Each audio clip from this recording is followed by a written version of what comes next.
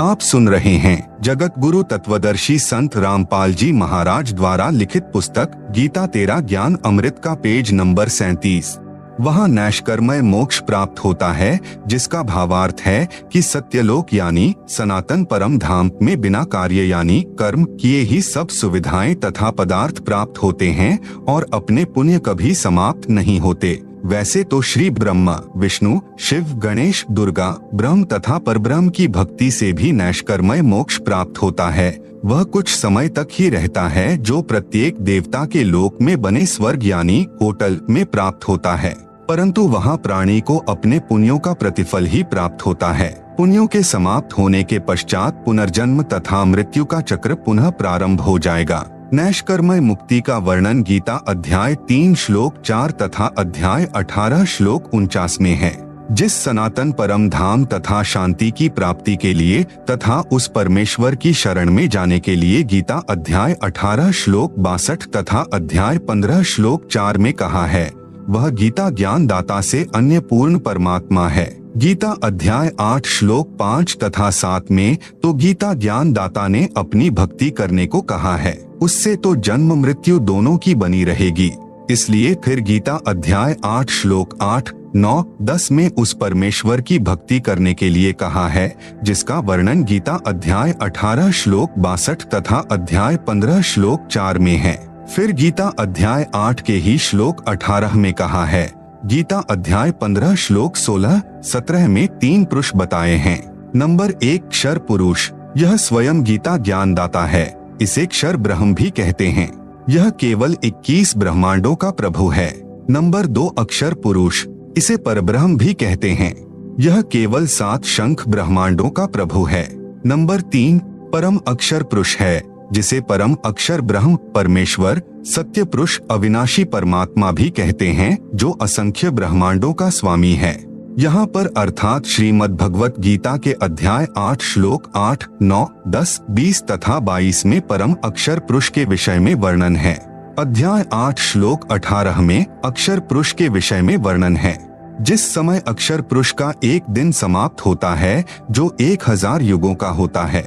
ध्यान रहे, गीता अध्याय 8 श्लोक 17 में मूल पाठ में केवल सहस्र युग लिखा है, न कि सहस्र चतुर्युग। इसलिए अक्षर पुरुष के एक दिन के समाप्त होने पर सर्व प्राणी क्षर पुरुष तथा अक्षर पुरुष के कुछ क्षेत्र के नष्ट हो जाते हैं। क्षर पुरुष व इसके सर्व यानी 21 ब्रह्मांड के सब प्राणी नष्ट हो जाते हैं। जब दिन प्रारंभ होता है तो पुनः सब जीव अपने कर्मानुसार उत्पन्न होते हैं तथा मरते हैं। फिर गीता अध्याय 8 के ही श्लोक 20 में कहा है कि परंतु इस अव्यक्त अर्थात अक्षर पुरुष से परह यानी परे जो अन्य सनातन अव्यक्त भाव अर्थात परम अक्षर ब्रह्म है, वह परमेश्वर तो सब प्राणियों के नष्ट होने पर भी नष्ट नहीं होता है।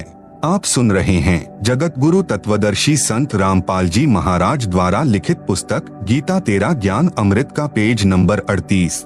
फिर गीता अध्याय 8 श्लोक 21 में कहा है कि उसे अविनाशी अव्यक्त कहा गया है, उसी को परमेश्वर कहा गया है। उसी धाम की प्राप्ति से परम गति अर्थात परम शांति प्राप्त होती है, जिसे प्राप्त होकर साधक फिर वापस नहीं आते, जिसके विषय में गीता अध्याय 18 श्लोक 62 तथा अध्याय 15 श्लोक 4 में कहा है। गीता ज्ञान दाता ने बताया है कि वह धाम मेरे धाम से परम अर्थात श्रेष्ठ है, इसलिए उसे सनातन परम धाम कहते हैं। नोट, इस गीता अध्याय 8 श्लोक 21 के अनुवाद में गलती की है कि गीता ज्ञान दाता ने कहा है कि वह मेरा परम धाम है। वास्तव मूल पाठ में लिखा है तत् धाम परमम मम, इसमें मम शब्द में हलंत यानी मम नहीं है।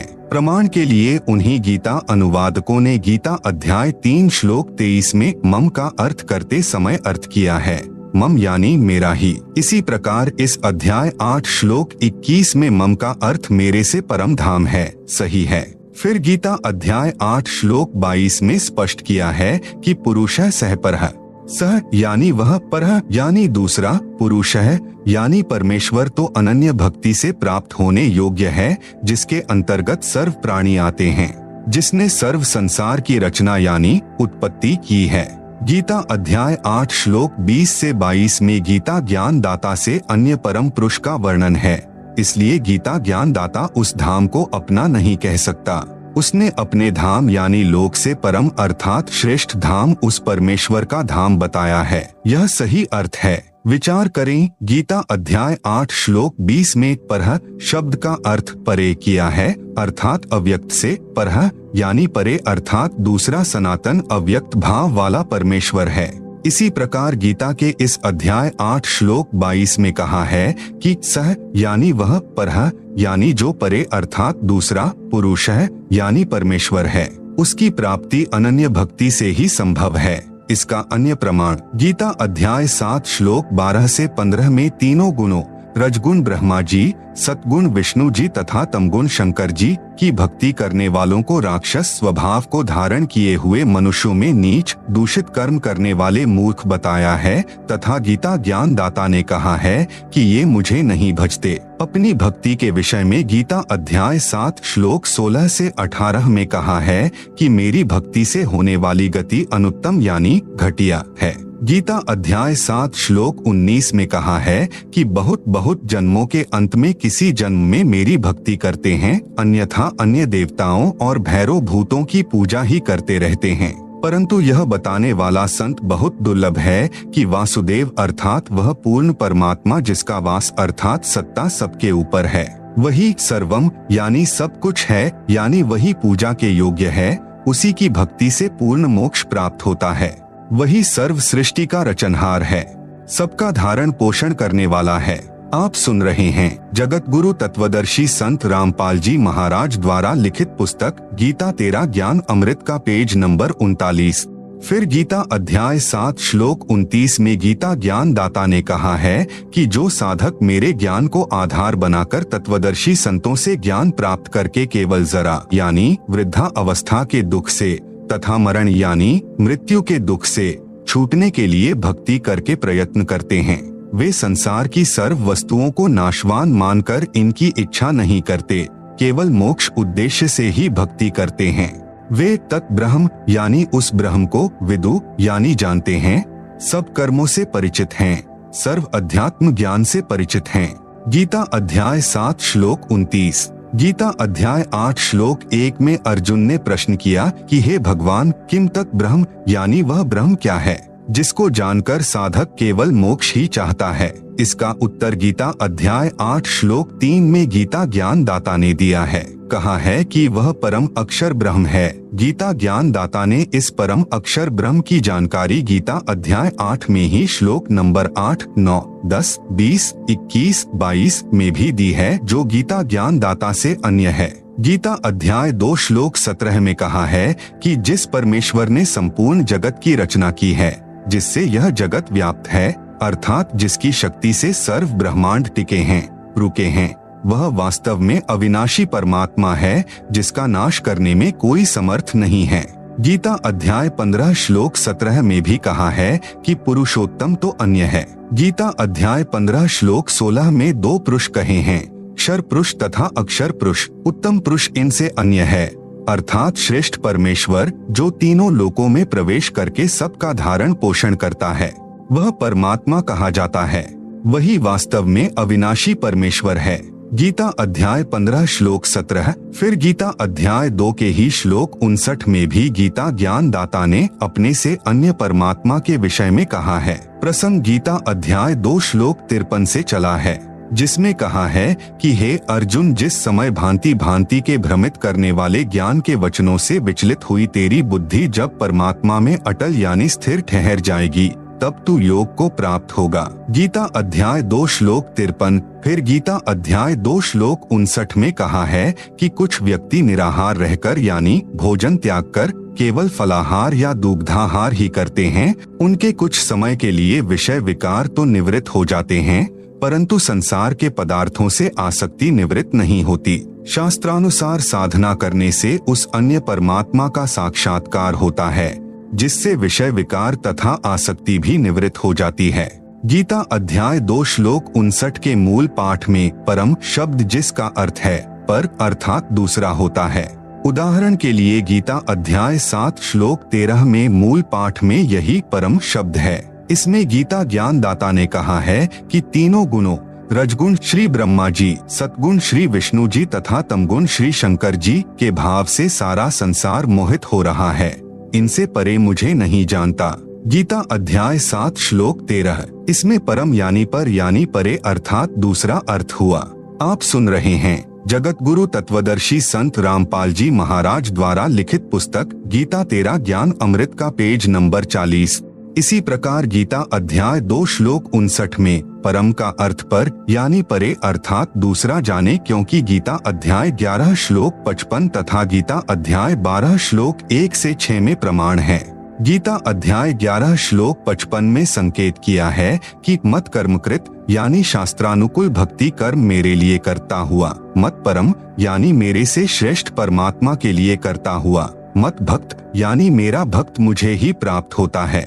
क्योंकि जब तक तत्वदर्शी संत नहीं मिलता तब तक वेदों अनुसार ज्ञान से ओम नाम का जाप पूर्ण परमात्मा का मानकर करते हैं, जिससे ब्रह्म लोक में चले जाते हैं। इसलिए कहा है कि मेरा भक्त मेरे से अन्य पूर्ण परमात्मा की भक्ति करके भी मुझे ही प्राप्त होता है। गीता अध्याय 11 श्लोक 55। फिर गीता अध्याय 12 श्लोक 1 में स्पष्ट है कि अर्जुन ने प्रश्न किया कि जो भक्त पूर्वोक्त प्रकार से गीता अध्याय 11 श्लोक 55 में संकेत है, जो त्वम यानी आपको तथा जो अव्यक्तम अक्षरम यानी अविनाशी अव्यक्त जिसका वर्णन गीता अध्याय 8 श्लोक 20 से 22 में है, उसको भजते हैं, उनमें से उत्तम भक्ति वाला कौन सा भक्त है। गीता अध्याय 12 श्लोक 1। फिर गीता अध्याय 12 श्लोक 2 में गीता ज्ञान दाता ने कहा है कि मेरा भक्त जो केवल मेरे ध्यान में लगा है वह युक्ततमाह मता है, यानी मेरे विचार से वह सही साधक है। गीता अध्याय 12 श्लोक 2। गीता अध्याय 12 श्लोक 3 से 4 में गीता ज्ञान दाता ने कहा है कि जो उस सर्वव्यापी जिसके विषय में मैं भी नहीं जानता, जो सदा एक रस रहने वाला स्थायी अचल अव्यक्त अर्थात परोक्ष अविनाशी परम अक्षर ब्रह्म की निरंतर उपासना करते हैं, सब प्राणियों के हित के लिए कामना करने वाले साधक, सब में समान भाव रखने वाले साधक मुझको ही प्राप्त होते हैं। भावार्थ है कि जिस सच्चिदानंद घन ब्रह्म अर्थात परम अक्षर ब्रह्म का ज्ञान गीता ज्ञान दाता को भी नहीं है, उसका ज्ञान तत्वदर्शी संतों को होता है। तत्वदर्शी संत न मिलने से ब्रह्म के ओम नाम को परम अक्षर ब्रह्म का नाम यानी मंत्र जाप मानकर साधना करते हैं, जिस कारण से काल के जाल में रह जाते हैं। इसलिए कहा है कि वह साधक मुझे ही प्राप्त होता है। परमेश्वर कबीर जी ने सोहम मंत्र का आविष्कार करके साधकों को बताया है, परंतु सारनाम फिर भी गुप्त ही रखा है। सूक्ष्म वेद में लिखा है, सोहम शब्द हम जग में लाए, सार शब्द हम गुप्त छिपाएं। सोहम ऊपर और सत्सुकृत एक नाम, सब हंसों का बास है, नहीं बस्ती नहीं ठाम। सतगुरु सोहम नाम दे, गुज बीरज विस्तार, बिन सोहम सीझे नहीं, मूल मंत्र निजसार। आप सुन रहे हैं जगत गुरु तत्वदर्शी संत रामपाल जी महाराज द्वारा लिखित पुस्तक गीता तेरा ज्ञान अमृत का पेज नंबर 41। जो साधक सोहम नाम का जाप करते हैं, यह परब्रह्म अक्षर पुरुष जो गीता अध्याय 15 श्लोक 16 में प्रमाण है, उसका जाप है। सारनाम मिले बिना सोहम तथा ओम पूर्ण मोक्षदायक नहीं है। ओम का जाप ब्रह्म यानी गीता ज्ञानदाता का है। ब्रह्मलोक में महाइंद्र का लोक प्राप्त होता है, जो ब्रह्मलोक में ही बना है, तथा सोहम नाम के जाप की भक्ति कमाई से ब्रह्मलोक में ही बने नकली सत्यलोक को प्राप्त होता है। साधना काल में साधक यह भी कहता रहता है, सब प्राणियों का भला हो, सर्वे भवन्तु सुखिनः, सर्वे सन्तु निरामयाः, सर्वे भद्राणि पश्यन्तु, मा कश्चित् दुख भाग भवेत्। भावार्थ सब सुखी हो, सब आरोग्य अर्थात स्वस्थ हो, सबका भला हो, कोई दुख किसी को न हो। यह मंगल कामना का मंत्र बनाकर आशीर्वाद देता है, दुआ यानी प्रार्थना करता रहता है, जिससे इस साधक की पुण्य कमाई तथा भक्ति धन दुआ आशीर्वाद के माध्यम से समाप्त हो जाते हैं। तत्वदर्शी संत का अनुयायी यह गलती कभी नहीं करता। इसलिए कहा है कि उस परम अक्षर ब्रह्म का साधक भी मुझे ही प्राप्त होता है, क्योंकि भक्ति आशीर्वाद तथा सर्व की मंगल कामना करके समाप्त कर दी। कुछ महास्वर्ग यानी ब्रह्मलोक में खा खर्ची, फिर जन्म मरण तथा 84 लाख प्राणियों के चक्र में गिर जाता है। राजा जनक के जीवन से सिद्ध करते हैं। त्रेतायुग में जनक जी एक धार्मिक राजा थे। इनकी पुत्री सीता जी थी, जो त्रिलोकीनाथ श्री विष्णु उर्फ श्री रामचंद्र पुत्र श्री दशरथ जी की पत्नी थी। सतयुग में राजा जनक जी का जीव ही राजा अम्बरीश थे, जो श्री विष्णु जी के परम भक्त थे। साथ साथ वेदों के अनुसार ओम नाम का जाप करते थे, जो ब्रह्म साधना है, जिसके परिणाम स्वरूप लाखों वर्ष श्री विष्णु जी के लोक में बने स्वर्ग में अपनी भक्ति के सुख को भोगा। फिर लाखों वर्ष ब्रह्म लोक में ब्रह्म साधना के सुख को भोगा। फिर त्रेता युग में पुनर्जन्म जनक का हुआ, जो एक धार्मिक राजा थे। अपने जीवन काल में अनेकों यज्ञ यानी धार्मिक अनुष्ठान किए, श्री विष्णु जी की भक्ति की, ब्रह्म साधना भी की। जब संसार छोड़कर चलने लगे तो एक विमान स्वर्ग से आया, राजा जनक जी को बैठाकर उड़ चला। रास्ते में एक नरक था, जिसमें 12 करोड़ जीव अपनी करनी का दंड भोग रहे थे। हाहाकार मची थी। जनक जी ने देवदूतों से पूछा कि यह किन दुखियों की चिल्लाहट है। विमान रोको। विमान रुक गया। देवदूतों ने बताया, राजन, यह एक नरक है, इसमें प्राणी अपने पाप कर्मों का दंड भोग रहे हैं। जनक जी ने कहा, इनको इस नरक से निकाल दो, मुझसे देखा नहीं जा रहा। देवदूतों ने कहा, जनक जी, यहाँ आपका राज्य नहीं है, यहाँ धर्मराज की आज्ञा चलती है। आप सुन रहे हैं जगत गुरु तत्वदर्शी संत रामपाल जी महाराज द्वारा लिखित पुस्तक गीता तेरा ज्ञान अमृत का पेज नंबर 42। जनक जी ने कहा कि या तो इनको छोड़ दो या फिर मुझे भी इसी नरक में डाल दो। देवदूतों ने बताया, इसका समाधान धर्मराज ही कर सकते हैं। राजा जनक जी ने कहा, धर्मराज से मेरी बात कराओ। धर्मराज वहीं उपस्थित हो गए तथा सर्व स्थिति जानने के पश्चात बोले कि मैं आपको इस नरक में नहीं डाल सकता और न ही मैं इन 12 करोड़ जीवों को नरक से निकाल सकता। एक उपाय बताता हूँ। आप यानी जनक जी अपने कुछ भक्ति धन यानी पुण्य तथा मंत्र जाप का भक्ति धन इन 12 करोड़ जीवों को प्रदान कर दो, तब इन्हें आपके साथ ही स्वर्ग भेज दूंगा। जनक जी ने दयावश होकर अपनी आधी भक्ति कमाई उन 12 करोड़ जीवों को दे दी। वे 12 करोड़ आत्माएं राजा जनक के द्वारा दिए पुण्यों के आधार से स्वर्ग में चली गई और राजा जनक ने भी स्वर्ग में यानी विष्णु लोक वाले स्वर्ग में, फिर ब्रह्म लोक वाले महास्वर्ग में निवास करके अपने पुण्यों का भोग भोगा, जिससे भक्ति धन समाप्त हो गया। कथा सार, जिन 12 करोड़ जीवों को राजा जनक जी ने अपने आधे पुण्य दान किए थे, धर्मराज ने वे पुण्य 12 करोड़ जीवों को बराबर बराबर बांट दिए।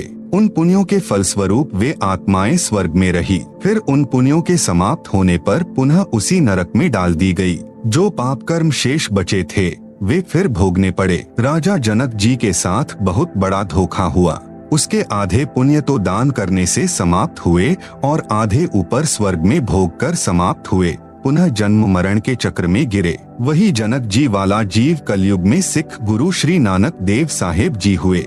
श्री नानक जी को सुल्तानपुर शहर में बेई नदी के घाट पर पूर्ण परमात्मा एक जिंदा साधु के वेश में मिले। उनको उस सनातन परम धाम यानी सत्यलोक यानी सचखंड में ले गए। फिर तीसरे दिन वापस उसी बेई नदी के घाट पर छोड़ा, सर्व तत्व ज्ञान कराया, उनके पूर्व अनेकों अच्छे जीवन के जन्म दिखाए, उनको सत्य नाम यानी जो 2 अक्षर का मंत्र है, जिसमें एक ओमकार यानी ओम है तथा दूसरा गुप्त है, उपदेशी को ही बताया जाता है कि दीक्षा दी। तब श्री नानक देव साहेब जी का पूर्ण मोक्ष हुआ। यदि परमात्मा तत्वदर्शी संत रूप में प्रकट होकर तत्व ज्ञान नहीं बताते तो श्री नानक देव जी वाले जीव का जन्म मरण चक्र कभी समाप्त नहीं होता। वह सत्य साधना मेरे पास यानी संत रामपाल जी के पास है। प्रसंग चल रहा है कि भावना में बहकर आशीर्वाद द्वारा अपनी भक्ति धन कभी नष्ट नहीं करना चाहिए। आपने कोई भी बुद्धिमान धनवान व्यक्ति अपने नोटों को अन्य किसी को बांटता नहीं देखा होगा। यदि किसी की सहायता करना चाहें तो उसे कमाने का तरीका बताएं, जिससे वह अपने पैरों पर खड़ा होकर धनी बन सके। इसी प्रकार भक्तजन जिसकी सहायता करना चाहें तो उसको पूर्ण गुरु से दीक्षा दिलाकर भक्ति धन कमाने की प्रेरणा दें। आप सुन रहे हैं जगत गुरु तत्वदर्शी संत रामपाल जी महाराज द्वारा लिखित पुस्तक गीता तेरा ज्ञान अमृत का पेज नंबर 43।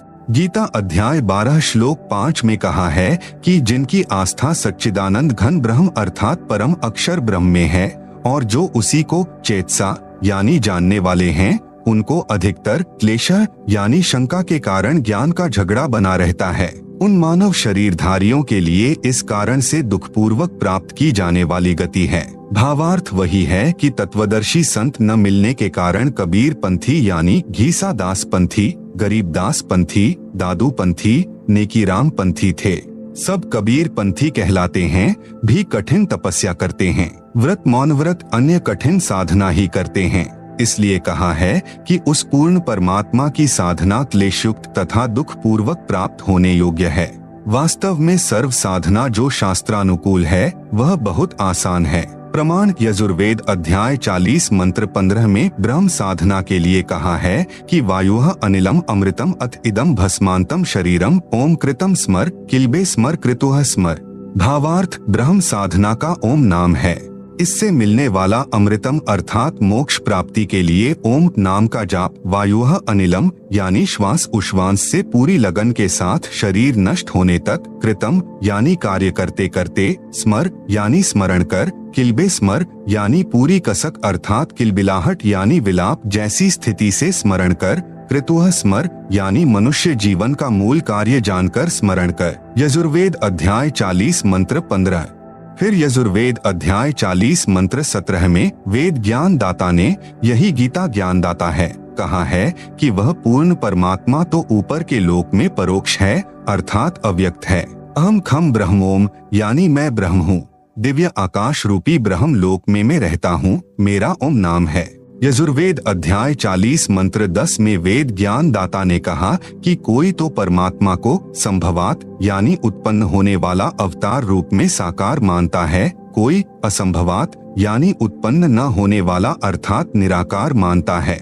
वह परमात्मा उत्पन्न होता है या नहीं या जैसा है उसका ज्ञान धीराणाम यानी तत्वदर्शी संतजन बताते हैं, उनसे शृण्वः यानी सुनो। यजुर्वेद अध्याय 40 मंत्र 10। यही प्रमाण गीता अध्याय 4 श्लोक 34 में है कि परमात्मा के विषय में संपूर्ण ज्ञान तत्वदर्शी संत बताते हैं। उनकी खोज कर उनसे निष्कपट भाव से तथा दंडवत प्रणाम करके विनम्रता से प्रश्न करने से वे तत्वदर्शी संत तेरे को तत्व ज्ञान का उपदेश करेंगे। सूक्ष्म वेद में भी कहा कि नाम उठत नाम बैठत, नाम सोवत जागरे, नाम खाते नाम पीते, नाम सेती लागरे। भावार्थ परमात्मा की साधना केवल नाम के जाप से होती है। उस नाम का जाप कार्य करते करते करो, सोने से पहले, सुबह उठते ही, खाना खाते समय, पेय पदार्थ पीते समय अर्थात सर्व कार्य करते करते नाम का स्मरण करो। भावार्थ है कि हठ योग न करके कर्मयोग में साधना करो। आप सुन रहे हैं जगत गुरु तत्वदर्शी संत रामपाल जी महाराज द्वारा लिखित पुस्तक गीता तेरा ज्ञान अमृत का पेज नंबर 44। गीता में 2 प्रकार का ज्ञान है। गीता का जो ज्ञान वेदों यानी ऋग्वेद, यजुर्वेद, सामवेद तथा अथर्ववेद तथा सूक्ष्म वेद जो सच्चिदानंद घन ब्रह्म अर्थात सत्य पुरुष ने अपने मुख कमल से तत्व ज्ञान बोला है, उससे मेल नहीं करता है तो वह गलत ज्ञान है। वह गीता ज्ञान दाता का अपना मत है, वह स्वीकार्य नहीं है। गीता ज्ञान दाता ने कई श्लोकों में गीता अध्याय 13 श्लोक 2, अध्याय 7 श्लोक 18, अध्याय 6 श्लोक 36, अध्याय 3 श्लोक 31 तथा अध्याय 18 श्लोक 70 में कहा है कि ऐसा मेरा मत है, मेरा विचार है। श्रीमद् भगवत गीता में 95% वेद ज्ञान है, 5% गीता ज्ञान दाता का अपना मत है। यदि वह वेदों से मेल खाता है तो ठीक है, अन्यथा व्यर्थ है। उदाहरण के लिए गीता अध्याय 2 श्लोक 37 से 38 पर्याप्त है, इनमें विरोधाभास है। गीता अध्याय 2 श्लोक 37 में तो लाभ हानि बता रहा है, कहा है कि या तो तू युद्ध में मरकर स्वर्ग को प्राप्त होगा अथवा युद्ध जीतकर पृथ्वी का राज भोगेगा, इसलिए हे अर्जुन युद्ध के लिए खड़ा हो जा। गीता अध्याय 2 श्लोक 37। फिर गीता अध्याय 2 श्लोक 38 में ही तुरंत इसके विपरीत कहा है कि जय पराजय अर्थात हार जीत सुख दुख को समान समझकर युद्ध के लिए तैयार हो जा। इस प्रकार युद्ध करने से तू पाप को प्राप्त नहीं होगा। गीता अध्याय 2 श्लोक 38। गीता अध्याय 11 श्लोक 33 में भी स्पष्ट किया है कि तू उठ यश को प्राप्त कर, शत्रुओं को जीतकर धन धान्य से संपन्न राज्य को भोग। मैंने तेरे सामने वाले योद्धाओं को पहले ही मार रखा है, तू केवल निमित्त मात्र बन जा। पांडवों द्वारा की गई यज्ञ महाभारत ग्रंथ में एक प्रकरण आता है कि कुरुक्षेत्र के मैदान में युद्ध हुआ, करोड़ों सैनिक मारे गए, करोड़ों बहनें विधवा हो गई, करोड़ों बच्चे अनाथ हो गए। पांडव युद्ध जीत गए, कौरवों का सर्वनाश हो गया। दिल्ली यानी इंद्रप्रस्थ की गद्दी पर श्री युधिष्ठिर को बैठाकर श्री कृष्ण जी द्वारका चले गए। युधिष्ठिर राजा को भयंकर स्वप्न आने लगे, जिसमें सिर कटे व्यक्ति उनके महल में प्रवेश करते दिखाई देने लगे। करोड़ों बच्चे पिताजी पिताजी कहकर चिल्लाते दिखाई देने लगे। करोड़ों सैनिकों की विधवाएं हाय कंत कह कहकर बिलखती तड़फती अपने सिर के बालों को नोचती दिखाई देने लगी। उनकी वह तड़फ मानो कह रही हो कि महलों के सुख को भोगने के लिए हमारे सुहाग उजाड़ने वाले इन बच्चों सहित हमें भी मार डाल, तेरा ऐश्वर्य पूर्ण हो जाएगा। कितने दिन रहोगे इस राज सिंहासन पर। एक दिन सुबह के समय राजा युधिष्ठिर स्नान करने के लिए गंगा तट पर गया। वहाँ पर कई हजारों की संख्या में महिलाएं भी अपने सुहाग की चूड़ियाँ जो विधवा होने पर तोड़ी जाती हैं। आप सुन रहे हैं जगत गुरु तत्वदर्शी संत रामपाल जी महाराज द्वारा लिखित पुस्तक गीता तेरा ज्ञान अमृत का पेज नंबर 45। उनको जल प्रवाह करने उस घाट पर गई हुई थी, रो रही थी, सुबक रही थी, कुछ चक्कर खाकर गिर रही थी। उसके बेटे बेटियां उस विधवा माँ के ऊपर गिरकर रो रहे थे। कुछ एक को दो महिलाएं जो वृद्ध थी हाथ का सहारा देकर चल रही थी तथा सब रो रही थी। यह विकराल दृश्य देखकर राजा युधिष्ठिर बिना स्नान किए ही वापस लौट गए। सारा दिन वही दृश्य आंखों के सामने घूमने लगा। कुछ नहीं खाया पिया, रात्रि में सोने लगा तो वही दृश्य आंखों के सामने था। जैसे तैसे सोया तो वही स्वप्न आने लगे जो पहले 2-3 दिन से दिख रहे थे। राजा युधिष्ठिर न सो पा रहा था, न रो पा रहा था, न कुछ खा रहा था, केवल नाम मात्र आहार करता था। आंखें फटी फटी सी, चेहरा डरा डरा सा रहता था। द्रौपदी कई दिन से यह दशा अपने बड़े पति की देख रही थी। कई बार कारण भी पूछा, परंतु उत्तर होता था कुछ नहीं। जब द्रौपदी को संतोषजनक उत्तर नहीं मिला और युधिष्ठिर जी की दशा दिन प्रतिदिन बिगड़ती देखकर उसे अन्य पांडवों को बताना पड़ा। चारों पांडव भीम, अर्जुन, नकुल तथा सहदेव युधिष्ठिर जी के पास गए तथा विनम्रता पूर्वक परेशानी का कारण पूछा। युधिष्ठिर ने उस समय भी कहा कुछ नहीं। जब बड़ा भाई जीवित है तो छोटों को टेंशन यानी चिंता नहीं करनी चाहिए। लेकिन अर्जुन ने कहा कि बड़े भाई क्या हम बच्चे हैं? क्या हम अपने भाई के दुख के भागीदार नहीं बन सकते? क्या आप हमें अपना भाई नहीं मानते? युधिष्ठिर की आंखों से आंसू झलक गए और चारों को बाहों में लेकर सीने व गले से लगाकर फिर उनके मुख पर हाथ रखकर कहने लगा कि ऐसा मत कहो, आप मेरे भाई ही नहीं मेरी जिंदगी हो और पिताजी की धरोहर हो, परंतु ऐसी कोई बात नहीं है जो आपसे छुपाऊं। सहदेव ने आंखों में पानी भरकर कहा कि बड़े भैया, लगता है राजा बनकर आप बेईमान धोखेबाज बन गए हो। हमसे अवश्य कुछ हेराफेरी बेईमानी कर रहे हो। सच सच बता दो, हम चारों की कसम, नहीं तो हम भी खाना पीना त्याग देंगे। युधिष्ठिर को उस छोटे भाई के प्यार भरे उलाहनों ने विवश कर दिया उनके सामने अपना दुख व्यक्त करने के लिए। तब जो स्वपन तथा गंगा दरिया तट पर दृश्य देखे थे सब बताए।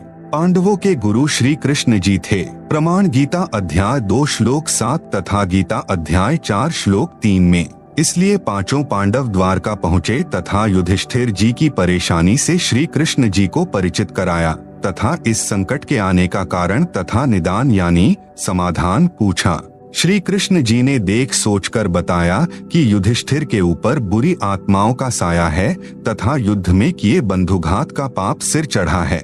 समाधान श्री कृष्ण जी ने बताया कि एक अश्वमेध यज्ञ करो। आप सुन रहे हैं जगत गुरु तत्वदर्शी संत रामपाल जी महाराज द्वारा लिखित पुस्तक गीता तेरा ज्ञान अमृत का पेज नंबर 46। पूरी पृथ्वी के साधु संत, ऋषि, महर्षि, ब्राह्मण अपने रिश्तेदार तथा स्वर्ग लोक के सर्व देवताओं को उस यज्ञ में भंडारा भोजन कराओ। एक पंचायन यानी पंचानन अर्थात पंचमुखी शंख लाओ। उसको एक सुसज्जित मेज पर रखा जाएगा। जब सर्व उपस्थित मेहमान भोजन कर लेंगे तब यह शंख अपने आप आवाज करेगा।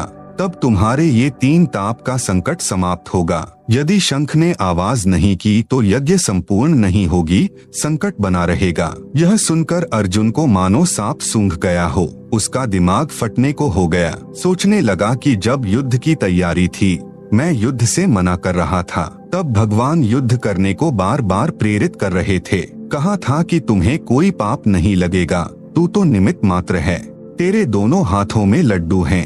अब कह रहे हैं कि युद्ध में किए नरसंहार का पाप ही तुम्हारे संकट का कारण है। समाधान भी ऐसा बताया कि उस समय के करोड़ों रुपए यानी वर्तमान के खरबों रुपए खर्च होने हैं।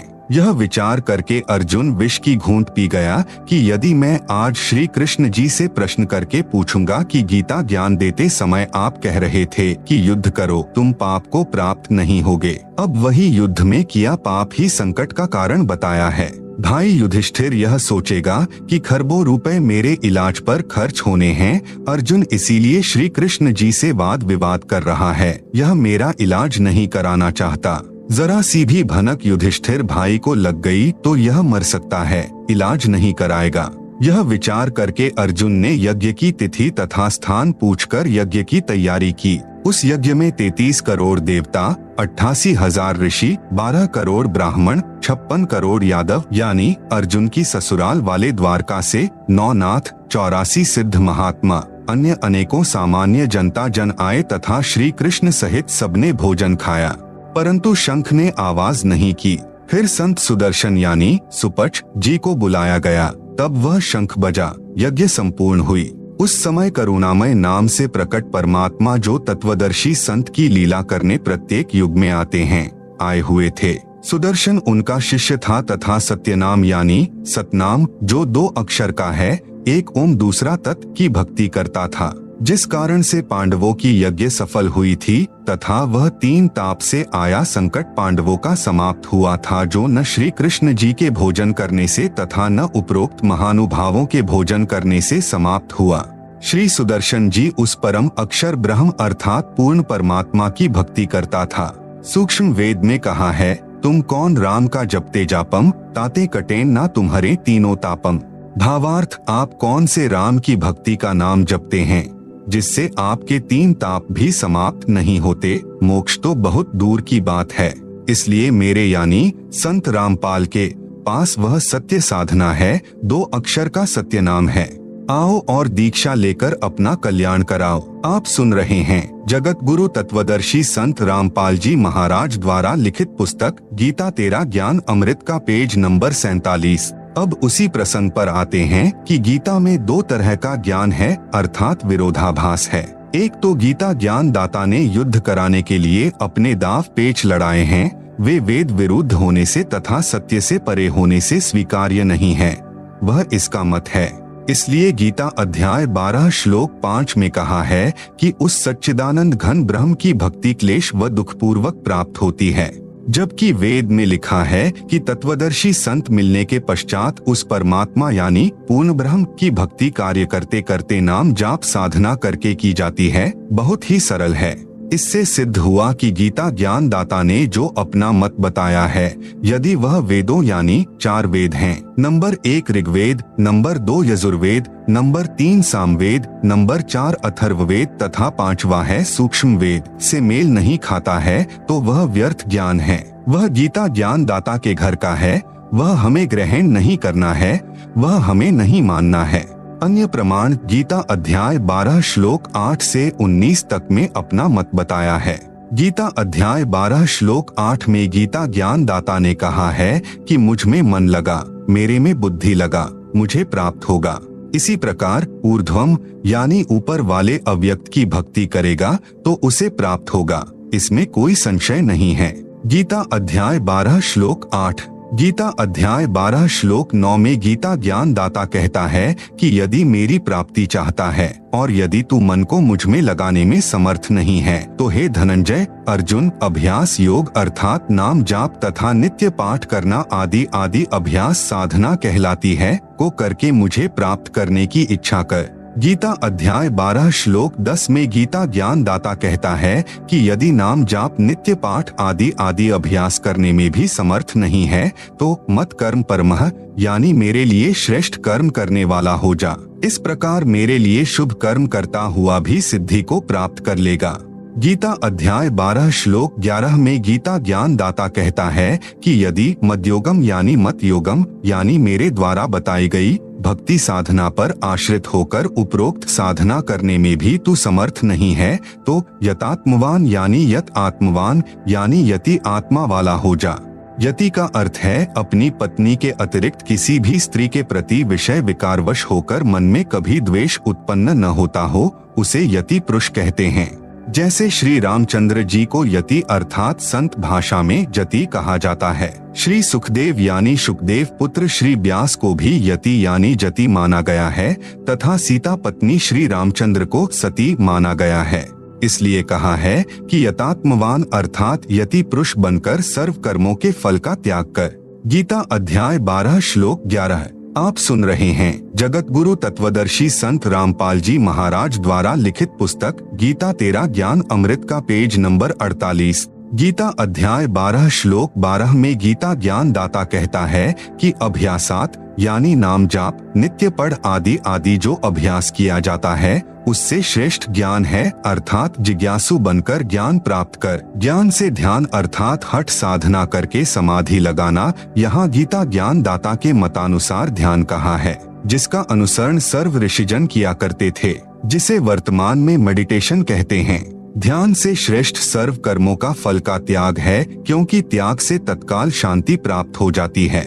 यह गीता ज्ञान दाता का मत है। गीता अध्याय 12 श्लोक 13 से 14 में गीता ज्ञान दाता कहता है कि जो व्यक्ति सब प्राणियों से द्वेष भाव रहित है, सबका मित्र है और दयालु है, जैसे राजा जनक था, ममता रहित अहंकार से रहित सुख दुख में समान रहता है, क्षमावान है, जो योगी यानी साधक निरंतर संतुष्ट है, यतात्मा यानी यति पुरुष है, दृढ़ निश्चय वाला है अर्थात जो मैंने ज्ञान अपना मत या वेद ज्ञान बताया है उसको दृढ़ निश्चय से पालन करता है, वह मुझ पर समर्पित मेरा भक्त मुझे प्रिय है। इसी प्रकार गीता अध्याय 12 श्लोक 15 से 19 तक में अपना मत कहा है जो केवल नास्तिकता की ओर ले जाने वाला है। जैसे ऊपर किए गए उल्लेख में गीता अध्याय 12 श्लोक 8 से 12 तक कहा है कि मुझ में मन लगा, यदि मन नहीं लगा सकता तो नाम जाप तथा नित्य पाठ आदि का अभ्यास किया कर। अभ्यास का अर्थ है नित्य प्राप्ति, बार बार कर्म करना। नाम जाप नित्य पाठ करके मुझे प्राप्त करने की इच्छा कर। यदि नाम जाप नित्य पाठ भी नहीं कर सकता तो मेरे लिए अर्थात परमात्मा के लिए कर्म करने वाला हो जा। उदाहरण के लिए जैसे धार्मिक कर्म करते हैं, कहीं कंबल बांट दिए, कहीं भोजन भंडारा कर दिया, कहीं मंदिर बना दिया, कहीं प्याऊ बनवा दी, पक्षियों को अनाज डाल दिया आदि भगवान के प्राप्ति किए कर्म कहलाते हैं। इनके करने से कुछ सिद्धि प्राप्त हो जाएगी। प्रिय पाठ को ध्यान से विचारो। इस श्लोक में इन कर्मों से होने वाला फल भी बता दिया है कि सिद्धि प्राप्त हो जाती है। फिर साधक स्वयं झाड़ फूंक, जंत्र मंत्र, आशीर्वाद तथा दुआ बद्दुआ देने योग्य हो जाता है और महर्षि प्रसिद्ध हो जाता है। गीता अध्याय 12 श्लोक 10। यदि भगवान के लिए कर्म भी नहीं कर सकता है तो यति यानी जति पुरुष बनकर कर्म फल का त्याग कर। विचार करें, जब भगवान के लिए धार्मिक कर्म करेगा ही नहीं तो कौन से कर्म शेष हैं जिनके फल का त्याग करेगा। इसे कहते हैं ऊवा बाई का ज्ञान, बिना सिर पैर का ज्ञान। गीता अध्याय 12 श्लोक 11। फिर गीता अध्याय 12 श्लोक 12 में तो कमाल ही कर दिया। आप सुन रहे हैं जगत गुरु तत्वदर्शी संत रामपाल जी महाराज द्वारा लिखित पुस्तक गीता तेरा ज्ञान अमृत का पेज नंबर 49। कहा है कि अभ्यास अर्थात नाम जाप नित्य पाठ रूपी अभ्यास से ज्ञान श्रेष्ठ है, जो गीता ज्ञान दाता अपना मत बता रहा है। यहाँ पर इस ज्ञान की चर्चा है। ज्ञान से ध्यान यानी मेडिटेशन अर्थात हठपूर्वक एक स्थान पर एकांत में आसन। गीता अध्याय 6 श्लोक 10 से 15 में बताई विधि जो गीता ज्ञान दाता का मत है, पर बैठकर करना श्रेष्ठ है। ध्यान से सब धार्मिक कर्मों का फल त्यागने से तुरंत शांति मिल जाती है। गीता अध्याय 12 श्लोक 11 में सब धार्मिकता वाले कर्म भी त्यागने का आदेश है। इस प्रकार का यह ज्ञान जो साधकों को नास्तिकता की ओर धकेल रहा है, यह गीता ज्ञान दाता का शास्त्र विरुद्ध ज्ञान है, जिस कारण से साधक शास्त्र विधि को त्याग कर मनमाना आचरण करने लग गए और अपना अनमोल मनुष्य जीवन व्यर्थ करते हैं। यदि ये ज्ञान उचित होता कि भगवान में मन न लगे तो अभ्यास, नाम जाप, नित्य पाठ कर, अभ्यास न कर सके तो भगवान के लिए कर्म कर, भगवान के लिए कर्म न कर सके तो सर्व कर्मों का फल त्याग दें, तो 4 वेदों की तथा श्रीमद्भगवत गीता के अन्य 650 श्लोकों की, क्योंकि लगभग 50 श्लोकों में गीता ज्ञान दाता मत वाला ज्ञान है, क्या आवश्यकता थी? यही 4 से 5 श्लोक पर्याप्त थे। इस प्रकार गीता ज्ञान दाता ने जो अपना मत बताया है, जो वेदों के विरुद्ध है, वह स्वीकार करने योग्य नहीं है। गीता अध्याय 12 श्लोक 20 में अपने अज्ञान को छुपाने के लिए फिर कहा है कि परंतु जो श्रद्धाना है, यानी साधक श्रद्धा के साथ, मत परमाह यानी मत परमाह यानी मेरे से श्रेष्ठ परमेश्वर को पर्युवास्ते यानी पूजते हैं, वे मुझे अधिक प्रिय हैं। जैसा कि प्रारंभ में वर्णन है कि गीता अध्याय 5 श्लोक 14 से 16, 20, 24, 25, 26 में भी प्रमाण है कि गीता ज्ञान दाता ने अपने से अन्य प्रभु के विषय में बताया है। गीता अध्याय 5 श्लोक 14 में गीता ज्ञान दाता ने कहा है कि प्रभु यानी परमात्मा किसी मनुष्य के न तो कर्तापन की, न कर्मक, न कर्मफल संयोग की उत्पत्ति करता है, किंतु सर्व प्राणी अपने स्वभाववश कर्म करते हैं। गीता अध्याय 5 श्लोक 15 विभुः यानी सर्वव्यापी अर्थात वासुदेव, जिसका गीता अध्याय 3 श्लोक 14 से 15 में वर्णन है, कहा है कि सर्व प्राणियों की उत्पत्ति अन्न से होती है, अन्न वर्षा से उत्पन्न होता है, वर्षा धार्मिक अनुष्ठानों अर्थात यज्ञों से होती है, यज्ञ शास्त्रानुकूल धार्मिक कर्मों से उत्पन्न होते हैं, धार्मिक कर्म तो ब्रह्म अर्थात क्षर पुरुष से उत्पन्न होते हैं। ब्रह्म अर्थात क्षर पुरुष को अक्षरः सम उद्भवम अविनाशी परमात्मा अर्थात परम अक्षर ब्रह्म से उत्पन्न हुआ जान। इससे सिद्ध होता है कि सर्वगतम ब्रह्म यानी सर्वव्यापी परमात्मा अर्थात विभुः यानी सर्वव्यापी परमेश्वर न किसी के पाप और न शुभ कर्म को ही ग्रहण करता है, उसी से सर्व जंतवः यानी जीव जंतु तथा मनुष्य मोहित हो रहे हैं। गीता अध्याय 5 श्लोक 16 तथा 17 को पढ़ने से स्पष्ट हो जाएगा कि गीता ज्ञान दाता ने अपने से अन्य परमेश्वर के विषय में बताया है। आप सुन रहे हैं जगत गुरु तत्वदर्शी संत रामपाल जी महाराज द्वारा लिखित पुस्तक गीता तेरा ज्ञान अमृत का पेज नंबर 50। इसी प्रकार गीता अध्याय 5 श्लोक 20, 24, 25, 26 को गीता में अन्य अनुवादकों द्वारा किए सरलार्थ से समझा जा सकता है।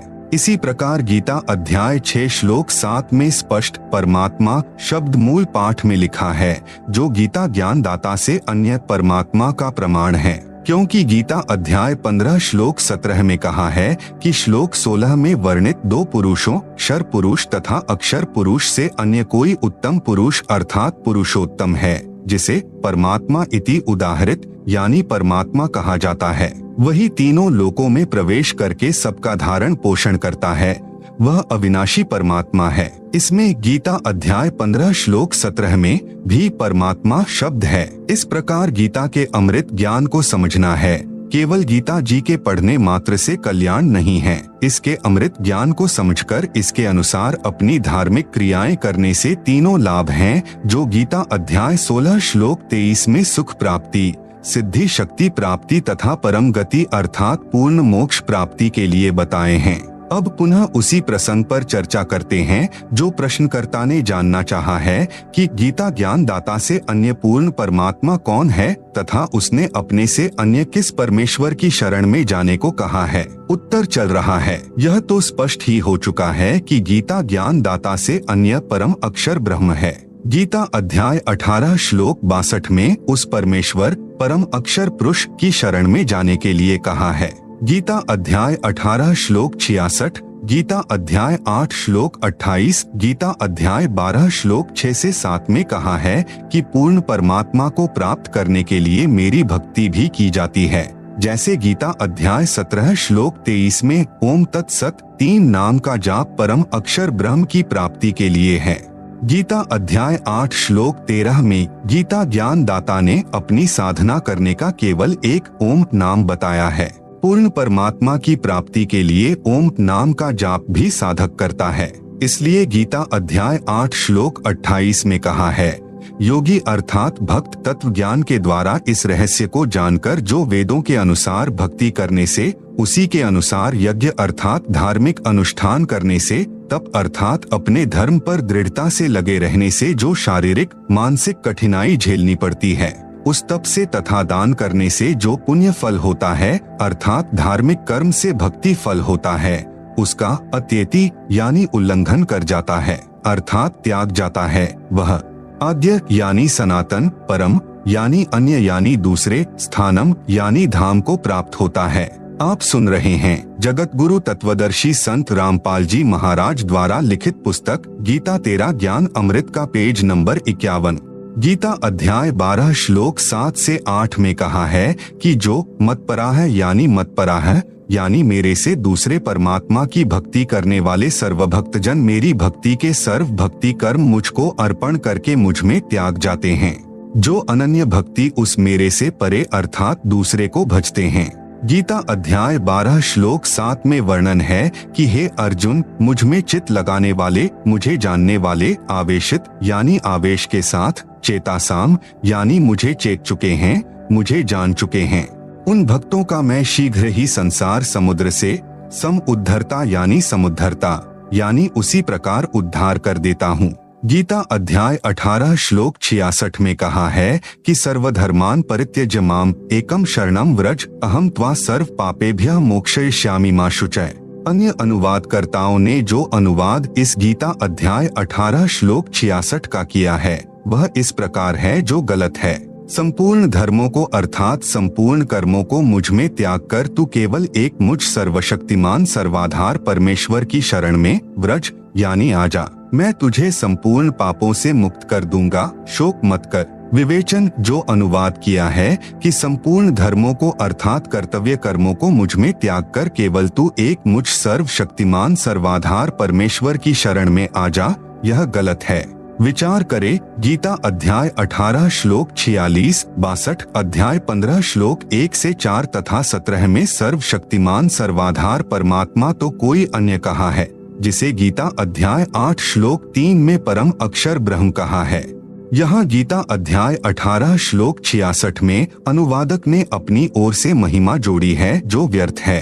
फिर कहा है कि संपूर्ण कर्मों को मुझ में त्याग कर मेरी शरण में आजा, यह भी न्याय संगत बात नहीं है। यदि कोई कहे कि सर्व कर्म मुझ में छोड़ और मेरी शरण में आजा, इससे भी स्पष्ट है कि सर्व धार्मिक कर्मों की भक्ति कमाई को मुझ में छोड़कर अन्य की शरण में जा। वैसे भी व्रज का अर्थ जाना है, आना नहीं किया जा सकता।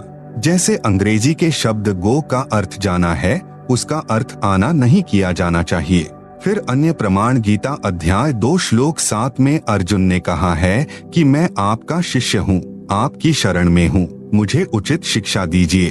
फिर गीता ज्ञानदाता ने गीता अध्याय 4 श्लोक 3 में कहा है कि तू मेरा भक्त तथा सखा है।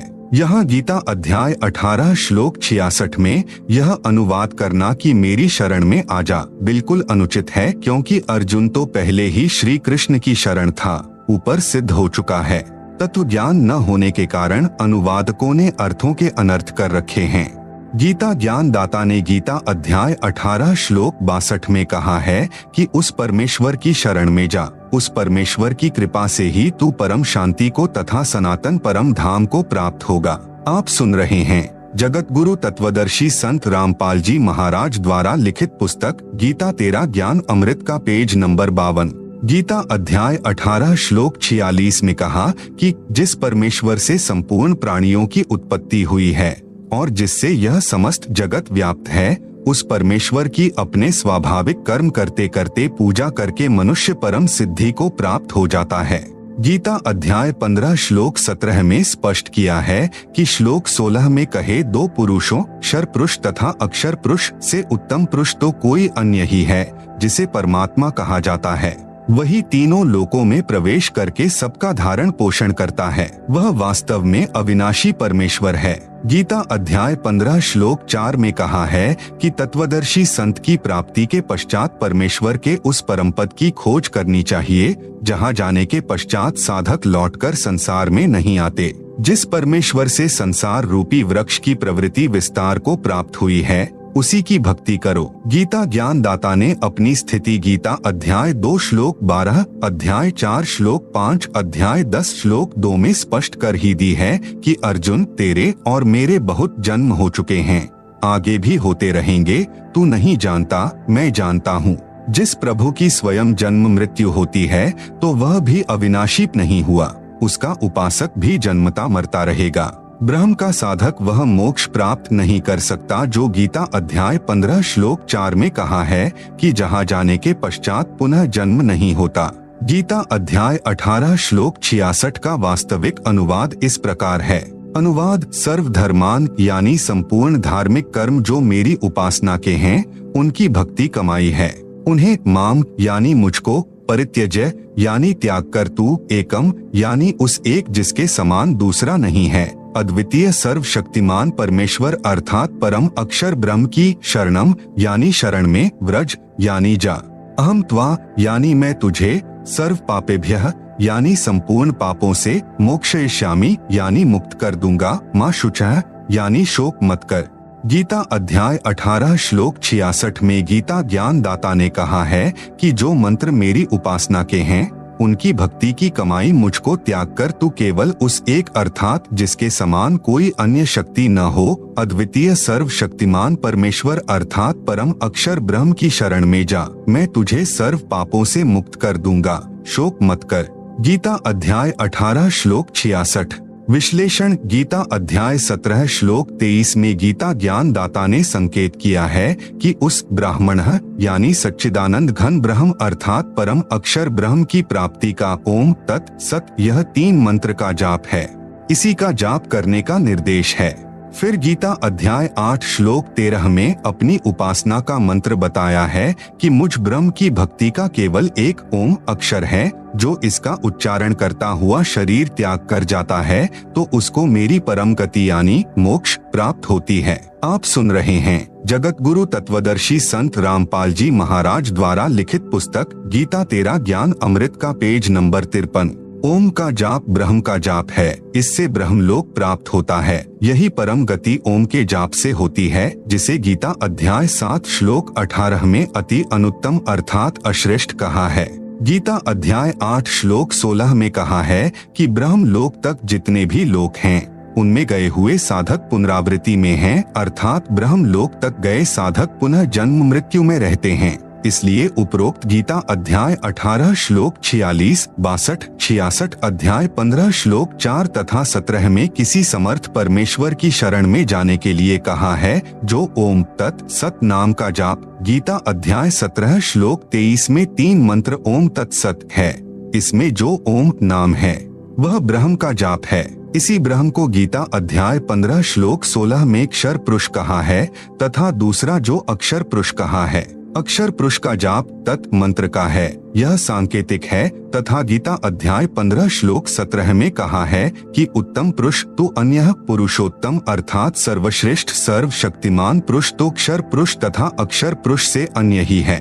उसका मंत्र सत है जो सांकेतिक है। उस परमेश्वर अर्थात परम अक्षर ब्रह्म जिसको संत भाषा में सत्य पुरुष कहते हैं के उस परम पद अर्थात सनातन परम धाम जिसे संत भाषा में सत्यलोक कहते हैं में जाने के लिए अर्थात पूर्ण मोक्ष प्राप्त करने के लिए गीता अध्याय 17 श्लोक 23 वाले ओम तत्सत मंत्र का जाप करना होता है। अन्य कोई नाम जाप पूर्ण मोक्ष का नहीं है। तत्सत ये दोनों अन्य मंत्र हैं जो उपदेश लेने वाले को उपदेश के समय ही सार्वजनिक किए जाते हैं। ओम नाम का जाप ब्रह्म यानी अक्षर पुरुष का है, गीता ज्ञान दाता का है।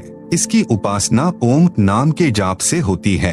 ओम नाम के जाप की कमाई अर्थात धार्मिक कर्म ब्रह्म को त्यागने होते हैं।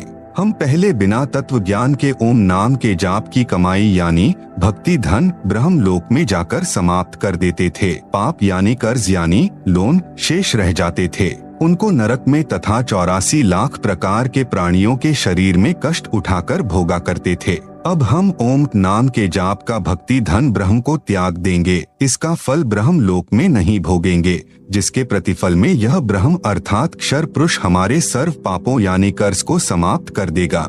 इस गीता अध्याय 18 श्लोक 66 का यह भावार्थ है। फिर हम तत् मंत्र के जाप की कमाई अक्षर पुरुष अर्थात परब्रह्म गीता ज्ञान दाता से दूसरा ब्रह्म को त्याग देंगे।